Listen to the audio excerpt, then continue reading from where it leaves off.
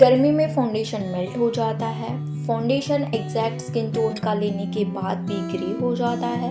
Concealer है पर character नहीं है, करेक्टर है पर कंसीलर नहीं है। दोनों चीज़ें हैं बट उन्हें यूज़ करना नहीं आता। सो हाय एवरीवन, कैसे हो आप सब? आई होप आप सब ठीक ठाक होंगे और सब बहुत ही ज़्यादा अच्छे होंगे। सो आज ना मैं जो टॉपिक लेकर आई हूँ वो है फाउंडेशन, कंसीलर एंड करेक्टिंग। ये तीनों चीज़ों को किस तरीके से यूज़ करना है और किस चीज़ को हमें समर में यूज़ नहीं करना है, क्या नहीं करना है, ये सारी चीज़ें मैं आपके साथ शेयर करने वाली हूँ इस वीडियो में। सो वीडियो को एंड तक वॉच करना एंड अगर आप मेरे चैनल पर नए हैं तो चैनल को प्लीज़ सब्सक्राइब करना मत भूलना। So let start. सो आज मैं आपके साथ जो 3 टॉपिक डिस्कस करने वाली हूँ, करेक्टिंग, कंसीलर एंड फाउंडेशन, तो इन तीनों का क्या यूज़ है, इन तीनों के ऊपर जो क्वेश्चन मार्क है उसे मैं आज सॉल्व करने वाली हूँ, ठीक है। तो जैसे कि अगर आपके पास करेक्टिंग है पर कंसीलर नहीं है तो क्या हम मेकअप नहीं कर सकते? तो जी कर सकते हो। अगर आपके पास कंसीलर है और करेक्टिंग नहीं है तो भी कर सकते हो, ठीक है। बट आपको सिर्फ पता होना चाहिए कि कैसे करना है, ठीक है। फाउंडेशन यूज़ करने से पहले हम यूज़ करते हैं करेक्टर या फिर कंसीलर। तो अगर आपके पास करेक्टर है तो आपके पास करेक्टर होना चाहिए, एक ऑरेंज करेक्टर एंड एक ग्रीन करेक्टर। तो जो ऑरेंज करेक्टर होता है वो होता है डार्क चीज़ों को हाइड करने के लिए, जैसे कि हमारे डार्क सर्कल्स, हमारे फेस पे जो भी पिगमेंटेशन है उसे हाइड करने के लिए हम ऑरेंज करेक्टर का यूज़ करते हैं। एंड जो कंसीलर है उसका भी यूज़ मैं आपको आगे बताती हूँ। और जो ग्रीन करेक्टर है उसे हम यूज़ करते हैं रेडनेस को हाइड करने के लिए। करेक्टिंग का यूज़ हम कैसे करते हैं वो मैंने आपको बताया। अब मैं आपको बताती हूँ कि कंसीलर का क्या यूज़ है। तो अगर आपके पास करेक्टर नहीं है ना तो आप कंसीलर के साथ भी आपके पिगमेंटेशंस को, आपके डार्क एरियाज़ को हाइड कर सकते हो, ठीक है। बट आपका जो कंसीलर है वो आपके स्किन टोन से एक टोन डार्कर होना चाहिए, ठीक है। अगर आपके पास एक टोन डार्कर कंसीलर है तो भी आप आपके पिगमेंटेशन को कवर कर सकते हो, ठीक है। देन उसके बाद अब समझ लो आपके पास ना तो कंसीलर है और ना ही करेक्टिंग है, तो फिर किस तरह से हम हमारे फेस को करेक्ट करें? तो अगर आपके पास एक ऑरेंज कलर की लिपस्टिक है तो आप उसके साथ भी कर सकते हो। उसको आपको हल्का हल्का सा लगा लेना है एंड जिस तरीके से हम करेक्टर या फिर कंसीलर को ब्लेंड करते हैं उसी तरीके से आपको ब्लेंड करके उसके ऊपर फाउंडेशन लगाना है। अब एक चीज़ ये भी होती है कि जो करेक्टर हम यूज़ करते हैं उसके बाद जब हम फाउंडेशन लगाते हैं तो करेक्टर ना रिफ्लेक्ट करता है फाउंडेशन के ऊपर। तो ऐसा क्यों होता है?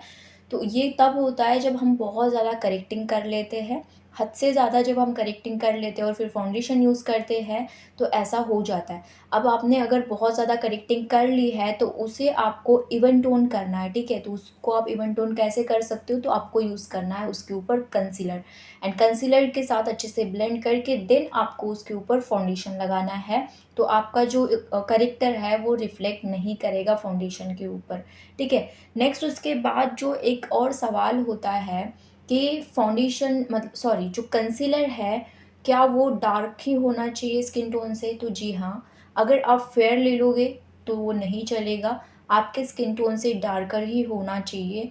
और जो फेयर कंसीलर है उसका यूज़ क्या होता है? तो उसे हम फाउंडेशन के बाद यूज़ करते हैं, हमारे जो एरियाज़ होते हैं, हाइलाइटिंग एरियाज़ होते हैं उन्हें हाइलाइट करने के लिए, ठीक है। तो आपको कंसीलर में भी डिफरेंस पता होना चाहिए कि कौन सा कंसीलर हमें पहले यूज़ करना है और कौन सा हमें फाउंडेशन के बाद, ठीक है। तो ये आपको सॉर्ट हो गया कि आपको जो डार्क कंसीलर है वो आपको पहले यूज़ करना है आपके पिगमेंटेशन को हाइड करने के लिए, और जो फेयर कंसीलर है उसे आपको फाउंडेशन के बाद हाइलाइटिंग के लिए यूज़ करना है, ठीक है। एंड करेक्टर का जो डिफरेंस है वो भी मैंने आपको बता दिया। और आपके पास अगर करेक्टर नहीं है, कंसीलर है, तो वो भी मैंने आपको समझा दिया कि किस तरीके से आप कर सकते हो, ठीक है। अब नेक्स्ट आते हैं फाउंडेशन के ऊपर कि काफ़ी लोगों का जो फाउंडेशन है वो हो जाता है मेल्ट गर्मी में। तो जी हाँ, आप चाहे कितना भी बड़ा से बड़ा ब्रांड ले लो, चाहे आप नार्स ले लो, हुडा ब्यूटी ले लो या फिर कोई भी ब्रांड का फाउंडेशन ले लो, अगर आप उसे बहुत ज़्यादा हाई टेम्परेचर पे यूज़ कर रहे हो तो वो मेल्ट होगा ही होगा, चाहे वो कोई भी फाउंडेशन हो, ठीक है। ऐसा कुछ नहीं है कि अब अगर आप अफोर्डेबल फाउंडेशन यूज़ कर रहे हो तो ही मेल्ट होगा, कोई भी फाउंडेशन आप यूज़ करो वो गर्मी में मेल्ट होने ही वाला है। तो मेरी जो रिकमेंडेशन पहले रहेगी आपको वो यही रहेगी कि समर में आप बिल्कुल भी फाउंडेशन का यूज़ नहीं करो तो ही अच्छा है। क्योंकि अगर करोगे तो वो मेल्ट होगा और आपका जो मेकअप है वो पूरा ख़राब हो जाता है। तो उससे बेटर है कि आप ना करो। तो फिर हम कैसे वैसा ही लुक अचीव कर सकते हैं? तो मैंने एक मेकअप ट्यूटोरियल वीडियो शेयर किया हुआ है, जो कि ये वीडियो है। मैंने इसमें सारी चीज़ें आपको डिटेल से बताई है, स्टेप बाय स्टेप मैंने सारे स्टेप्स को बताया है कि किस तरीके से आप समर में ये मेकअप लुक क्रिएट कर सकते हो, जो कि बिल्कुल भी मेल्ट नहीं होगा और लॉन्ग टाइम तक के लिए स्टे रहेगा। तो इस वीडियो को भी आप जा कर के देख सकते हो। ठीक है, अब आते हैं हमारे टॉपिक पे कि फाउंडेशन काफ़ी टाइम अब ये होता है कि ठीक है, अब समर सीज़न में फाउंडेशन यूज़ नहीं करना है, ये तो हमने सोच लिया। बट अब काफ़ी टाइम जब हम फाउंडेशन यूज़ करते हैं, तो वो फाउंडेशन जो है, वो काफ़ी टाइम ग्रे हो जाता है। एग्ज़ैक्ट हम हमारे स्किन टोन का फाउंडेशन यूज़ करते हैं, बट फिर भी वो फाउंडेशन ग्रे हो जाता है। कभी हमारे पास एक फेयर शेड का फाउंडेशन होता है, तो कभी हमारे पास डार्क होता है, या फिर हमारे पास एक ही फाउंडेशन है, तो हम क्या करें? फर्स्ट पॉइंट है कि फाउंडेशन ग्रे क्यों हो जाता है?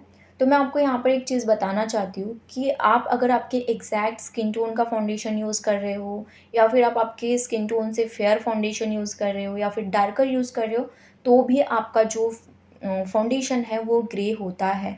अब आप कहोगे कि एग्जैक्ट शेड का फाउंडेशन यूज़ करने के बाद ग्रे क्यों हो रहा है? तो वो ग्रे होगा ही होगा, क्योंकि जो फाउंडेशन है वो ऑक्सीडाइज़ होते हैं। चाहे आप कोई भी फाउंडेशन यूज़ कर लो, आप नार्स का यूज़ कर लो, हुडा ब्यूटी का यूज़ कर लो, या फिर फॉरएवर 50 का, या फिर कोई भी आप फाउंडेशन यूज़ कर लो, जब वो ऑक्सीजन के कॉन्टैक्ट में आता है तो वो ऑक्सीडाइज़ होता ही है, ठीक है? तो जैसे कि कोई एप्पल है, उसे हम कट करके अगर बाहर रख देते हैं तो वो काला पड़ जाता है। तो वो ऑक्सीजन के कॉन्टैक्ट में आने के बाद काला पड़ता है, तो उसी तरीके से फाउंडेशन भी है। जब वो ऑक्सीजन के कॉन्टैक्ट में आता है तो वो ग्रे हो जाता है, काला पड़ता है, ठीक है? तो इससे हम कैसे बच सकते हैं?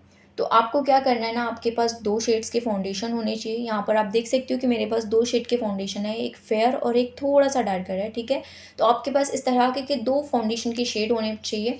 इन्हें मिक्स मैच करके आप एक शेड बना सकते हो, ठीक है? तो जैसे कि यहाँ पर आप देख सकते हो कि मैंने फेयर पहले लिया और देन उसमें मैं ऐड कर रही हूँ डार्क। तो इन दोनों को मिलाकर मैं मेरे स्किन टोन से हल्का-सा फेयर शेड बना रही हूँ, ताकि मैं जब उसे लगाऊँ तो वो ऑक्सीडाइज़ होके कुछ टाइम के बाद मेरे स्किन टोन का बन जाए, ठीक है? इसीलिए मैंने थोड़ा-सा फेयर उसे बनाया है। अगर मैं एग्ज़ैक्ट मेरे स्किन टोन का बना लेती तो वो ऑक्सीडाइज़ होके और डार्क नज़र आता, तो इसीलिए मैं हल्का-सा उसे फेयर रख रही हूँ।